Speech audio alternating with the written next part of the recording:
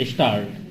सभापति महोदय, मैं निवेदन करना चाहता हूं कि सबसे बड़ी आवश्यकता इस बात की है कि इन बैंकों में इन नौकरशाहों को न रखकर उनके संचालन के लिए ऐसे लोगों को रखा जाना चाहिए जिनका बैंकों के राष्ट्रीयकरण में पूर्ण विश्वास हो, क्योंकि किसी संस्था में जब उस संस्था को चलाने वाले लोग ऐसे नहीं होते जो संस्था के कार्यक्रम में विश्वास रखते हों, तब तक यह संस्था कभी सफल नहीं हो सकती।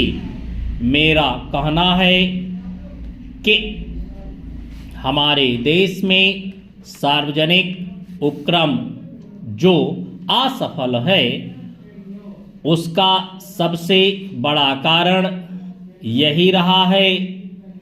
जितनी भी असफलताएं हुई हैं, उसका कारण हमारी नौकरशाही रही है। जिस नौकरशाही को समाजवाद में बिल्कुल भरोसा नहीं है, उसका सदा बोलबाला रहा है। इसका परिणाम यह रहा है कि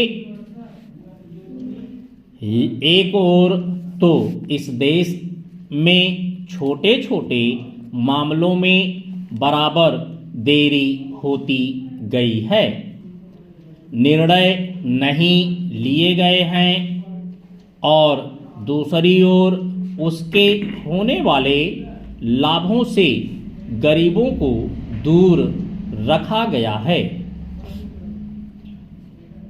पैरा बैंकों के राष्ट्रीयकरण के बाद इस बात की आवश्यकता है कि बैंक गांवों में जाते। आज तो बैंक एक तरफ से शहरों के एकाधिकार हो गए हैं, जिसके कारण वहीं पर सारे उद्योग पनपते जा रहे हैं। शहरों की जनसंख्या बढ़ती जा रही है और अलग अलग तरह की समस्याएं उत्पन्न हो रही हैं। उनको दूर करने के लिए आपके बैंकों को गांवों के अंदर जाना पड़ेगा। इसके लिए दूर सरकार को कदम उठाना पड़ेगा और निश्चित तरीके से योजनाएं बनानी पड़ेगी, निश्चित निर्देश देना पड़ेगा, जिसके आधार पर बैंकों को ज़्यादा से ज़्यादा लाभ गांवों और उन कस्बों को हो जहां अभी तक लोगों का काफ़ी विकास नहीं हो पाया है।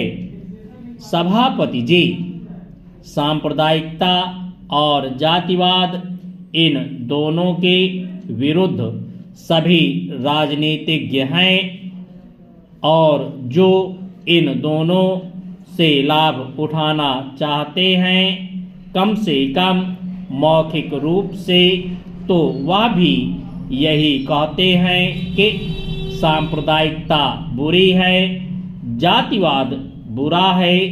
मैं तो यही मानकर चलूँगा कि जब पूरा देश यह कहता है कि ये दोनों चीज़ें बुरी हैं, तो सचमुच सभी यही चाहते हैं कि ना सांप्रदायिकता रहे और ना जातिवाद रहे। आज भी हमारे देश के राष्ट्रीय आय का 50% कृषि से आता है। हमारे देश के कुल निर्यात के सामान में 70% कृषि उत्पादन की चीजें शामिल होती हैं। स्टॉप।